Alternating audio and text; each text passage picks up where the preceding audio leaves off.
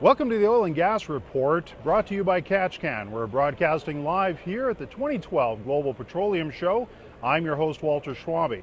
I'm joined today by Warran Lench of Roca Consulting. He's a directional drilling consultant, and he's here at the Global Petroleum Show. Hello, Warran. Hi, how are you doing? Good, thanks. Good. So let's talk a little bit about your experience. We talked a little bit about off camera. You've been in the business drilling for since the early 80s, right? That's correct. Okay, and so now you're in the directional drilling side, but let's talk a little bit about your experience throughout, early 80s and coming into today. How has the, industry changed, first of all, as it relates to the environment? What sort of, what have you seen change over time? Well, I think that we've seen a lot more issues with safety. A lot of the bigger companies now are really pushing safety. It's certainly one of the most important issues on the drilling rig.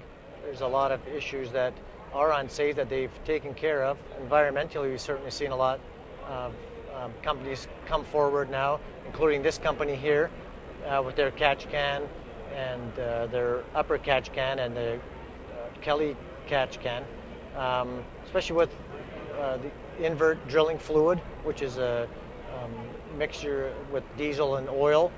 And it's nice to have a product like that that's stopping a lot of those fluids from hitting the ground. Absolutely. Right. Yeah.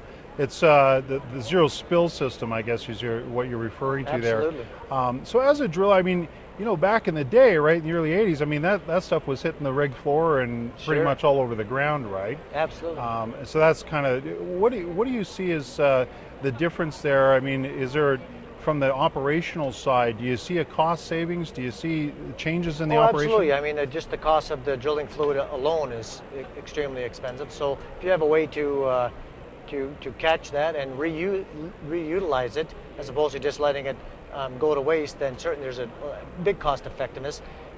You've also got the safety mats that I've seen here, and they're just fantastic because invert is extremely slippery. So if you have a way to contain the product, keep it off the floor, keep it off the ground, tripping and slipping hazards is a major concern on drilling rigs. It's all about LTAs, lost times accidents. If a drilling company can keep those down to zero, which is the company's goal, I'm sure, across the board, and then you're doing your job, and everybody's happy. The workers' comp is happy, the government's happy, and the oil companies are happy. And the workers are happy, right? Because they don't lose fingers, they don't lose anything else. So, interestingly enough, when you talked about the mats and so on, and Katch Can's got some interesting product there, the color-coded stuff. I mean, it's a dangerous place being on a rig floor. There's a lot of moving parts. There's a lot of big machinery. Absolutely. And they don't, you don't move them as much as they sometimes can move you if you're in the wrong place. No, that's true. So what has been your, you've had a lot of experience on the rig. What kind of roles have you had on a drilling rig? Well, I started roughnecking, back in the early 80s. I took the floorman course when they had that in Edmonton, and worked my way up through the system. As a motorman and derrick hand, assistant driller. Then I went over on the directional side. So now I'm not on the rig per se as a employee, as a part of the crew.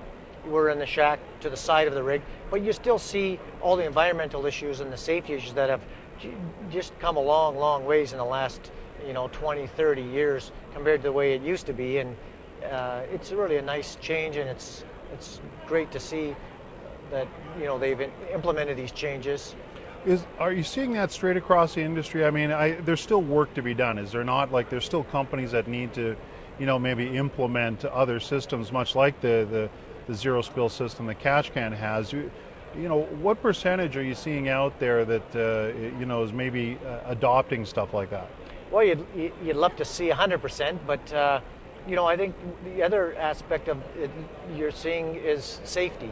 You're seeing the guys wearing their safety glasses now, and their hard hats, and the fireproof coveralls, and their steel-toe boots. I think the guys are realizing that you're wearing these clothes for your protection.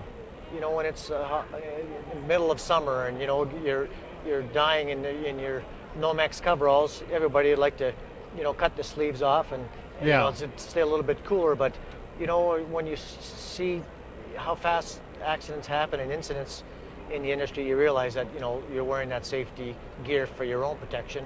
And I think you've seen a lot of the bigger companies adopting it, and the smaller companies are following suit. So I think across the board, you're seeing a really high percentage of the companies now implementing those safety practices. Right.